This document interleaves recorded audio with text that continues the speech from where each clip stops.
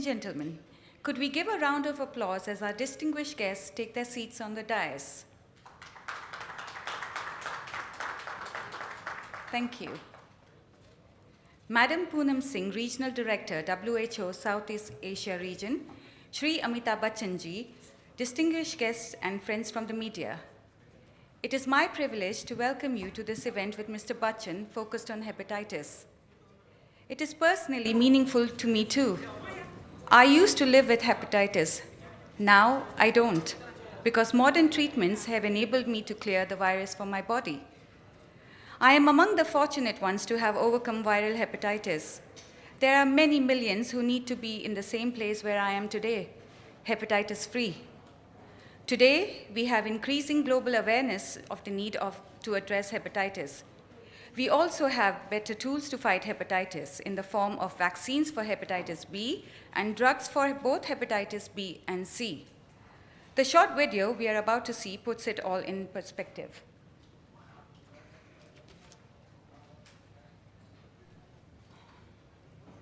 Gottfried Hernschel, Director of WHO Global Hepatitis Program, who just arrived from Geneva a few hours ago to address us. Dr. Gottfried?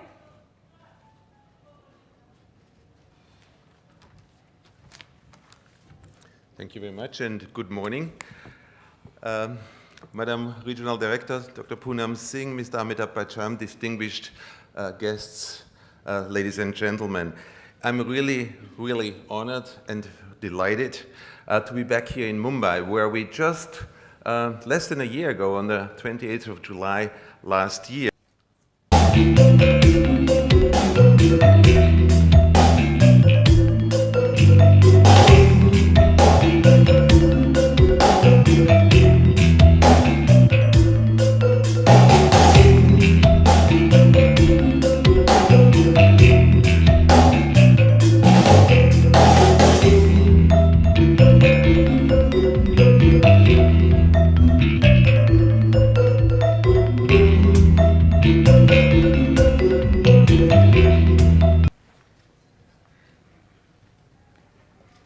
Thank you, Madam R.D. Mr. Bachchan. We will now see a message from our Honorable Union Minister for Health and Family Welfare, Shri J.P. Nadda.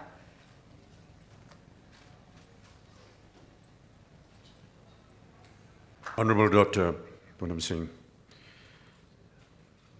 distinguished guests from the World Health Organization, ladies and gentlemen, members of the media, thank you so much for inviting me here today on this very momentous occasion.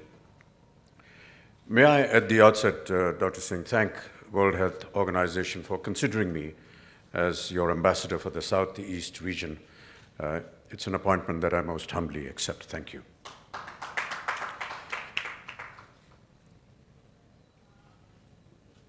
My attention to this very dreaded disease was drawn to me by my family doctor, Dr. Barve, who's present here today.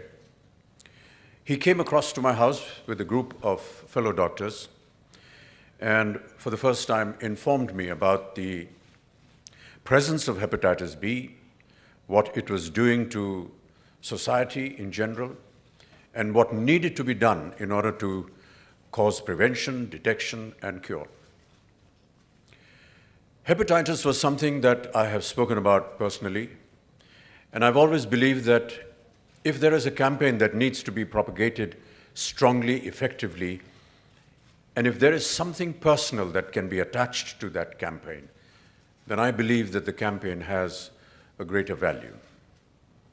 As someone who has suffered and is still suffering from hepatitis due to a blood transfusion, and as someone who was detected with the disease many, many years later, thanks to Dr. Barve and his efficiency, I realized that how disabling something like this can be if it is not detected in time, and if cure towards this is not taking place, and if the message of what hepatitis actually means and how it can be detected and cured was unknown to me.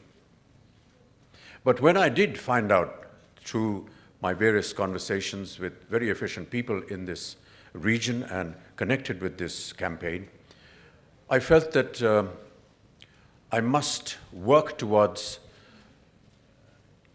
not entirely eradicating it, but at least making people aware of what hepatitis is.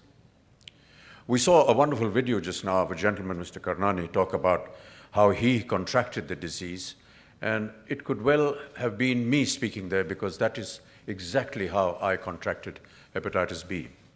In 1982, I had an accident during the shooting of a film.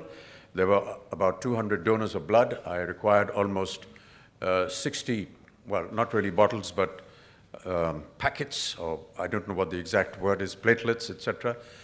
And one of the donors of blood was carrying the dreaded hepatitis infection, which at that point of time was not detected because the Australian antigen hepatitis had just evolved about 3 weeks or 3 months before, and there hadn't been an awareness of its presence in the medical world, at least not in India at that point of time. From 82 onwards, right till almost 2004 or 5, am I right, Dr. Barbe? About 2004 and 5.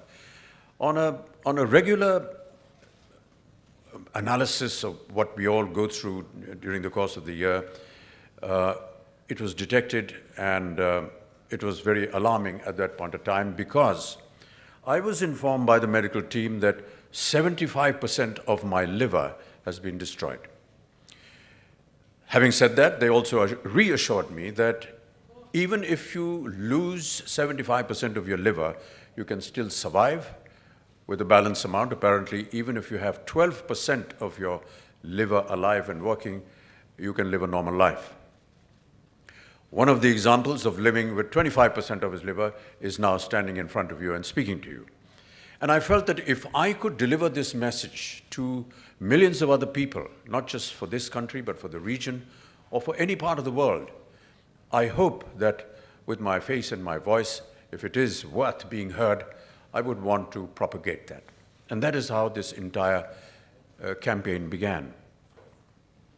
I was given copious notes by the World Health Organization on what hepatitis means and lots of details, but they have all already been discussed here by the distinguished speakers before me. So I won't get into that.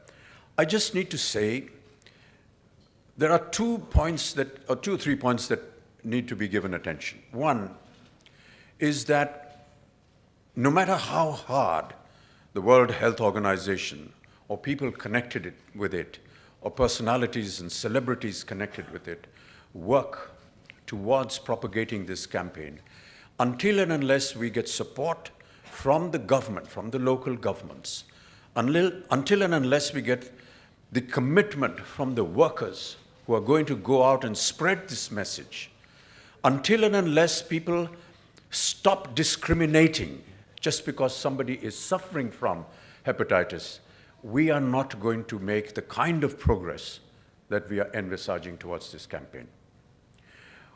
I want to thank the Honorable Minister for the very kind words that he had to say, and to you, Dr. Singh, for saying such lovely words.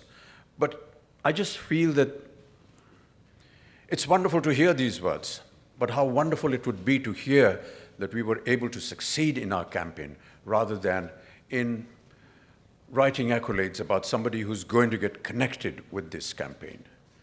I wish that the day would come when I would stand here along with the World Health Organization and make a statement, just like we did at the time of polio, that today India is hepatitis free.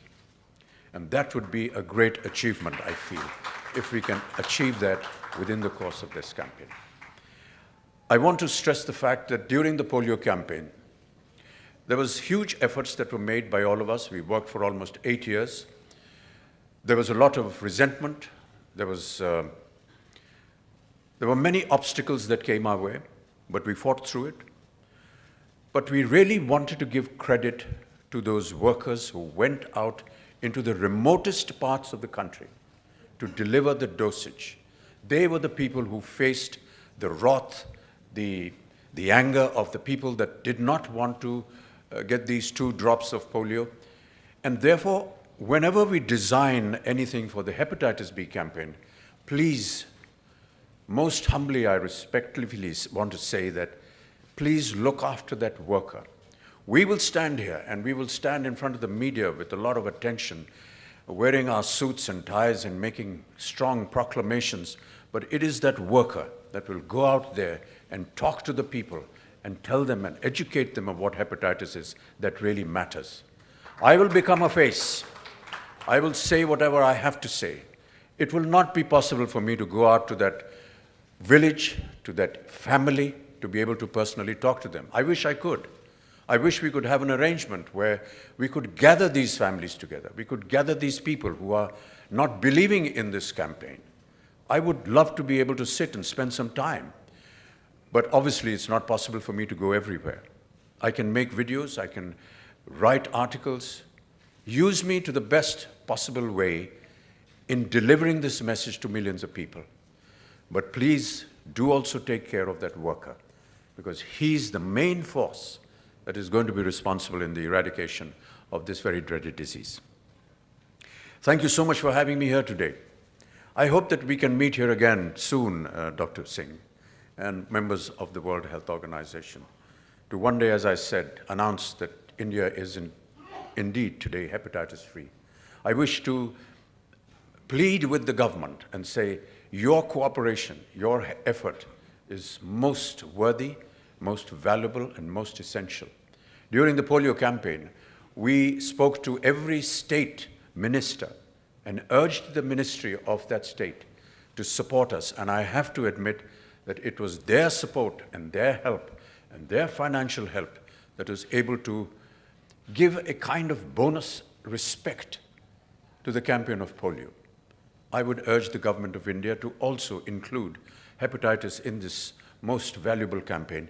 Lend us your support. Put in the kind of money that is needed for the worker, not for us. We work pro bono, but for the workers who are going to go out in the fields and work, and give this such serious consideration.